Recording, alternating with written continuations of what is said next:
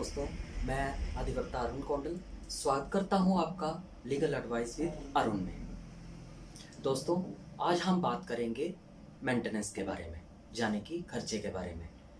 कौन व्यक्ति किससे और कब खर्चा ले सकता है कानूनी तौर पर, इसके बारे में हम जो है आज बात करेंगे। मेंटेनेंस यानी कि खर्चा। मेंटेनेंस कोई भी व्यक्ति जिसके बारे में मैं आपको बताऊंगा, वो व्यक्ति जो है खर्चा ले सकता है अपने पति द्वारा, अपने पिता द्वारा या अपने बच्चों से। किस तरह?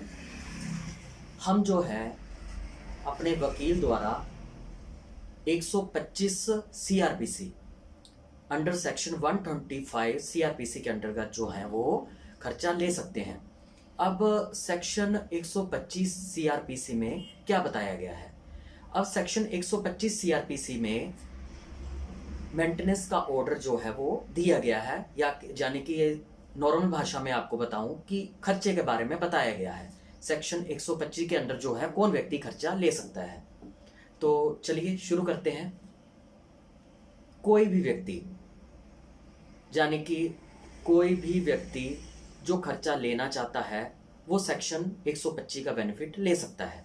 कैसे? कोई पत्नी जो अपने आप को मेंटेन नहीं कर सकती है, यानी कि वो किसी भी तरह का कोई काम नहीं करती है, वो इतनी एबिलिटी उसमें नहीं है कि वो काम कर सके या अपना पेट भर सके, तो वो इस सेक्शन के अंतर्गत जो है अपने पति से जो है वो खर्चा ले सकती है। इसके अलावा लेस्टिमेट और इलेस्टिमेट चाइल्ड, यानी कि जायज और नाजायज बच्चे दोनों, कोई भी अपने पिता से जो वो है खर्चा ले सकते हैं उनकी।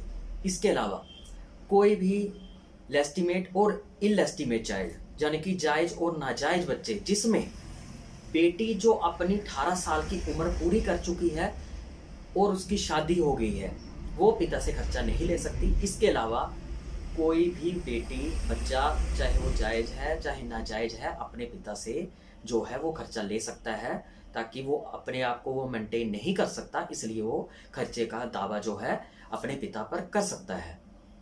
इसके अलावा और कौन खर्चा ले सकता है? माता पिता जो अपने आप को मेंटेन नहीं कर सकते, अपना भरण पोषण नहीं कर सकते, वो अपने बच्चों पर या अपने किसी भी बच्चे पर केस कर सकते हैं मेंटेनेंस का, कि हमें जो है खर्चा दिया जाए अपने भरण पोषण के लिए। इसके साथ आप क्या कर सकते हैं, ये तो मैंने बताया आपको कि कौन कौन किससे खर्चा ले सकता है। अब जैसे कोई भी पत्नी जिसे पति द्वारा खर्चा नहीं दिया जा रहा है, वो इस सेक्शन का फायदा लेकर, ये मतलब हम बात कर सकते हैं, बोल सकते हैं कि इस सेक्शन के अंतर्गत जो है वो दावा करके अपना खर्चा जो है वो पति से ले सकती है। वो क्या करेंगे? वो वकील द्वारा कोर्ट में दावा करेंगे खर्चे का, और कोर्ट जो है जैसे उन्हें सही लगता है, पति के खर्चा, पति कितना कमाता है, अगर पति जो है वो सरकारी जॉब करता है तो सैलरी देखकर उस हिसाब से आपको जो है वो खर्चा दिया जाएगा, और अगर पति जो है प्राइवेट जॉब करता है, उसकी सैलरी फिक्स नहीं है, तो कोर्ट उस तरीके से उसको कैलकुलेट करके उस हिसाब से जो है वो खर्चा आपको जो है वो लगा सकता है। पेरेंट्स को लगाएगा, बच्चों को लगाएगा, आपको लगाएगा, जो भी उनके अगेंस्ट दावा करता है। अब इसमें 125 में कोई भी व्यक्ति जो है इसमें केस दावा कर सकता है खर्चे के लिए।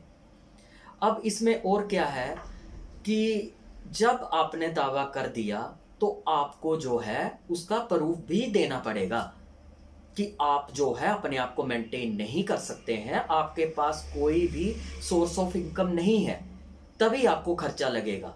अगर आपके पास इंडिपेंडेंट सोर्स ऑफ इनकम है, अगर आप कमाते हैं, अपना भरण पोषण कर सकते हैं, तो आपको खर्चा नहीं लगेगा।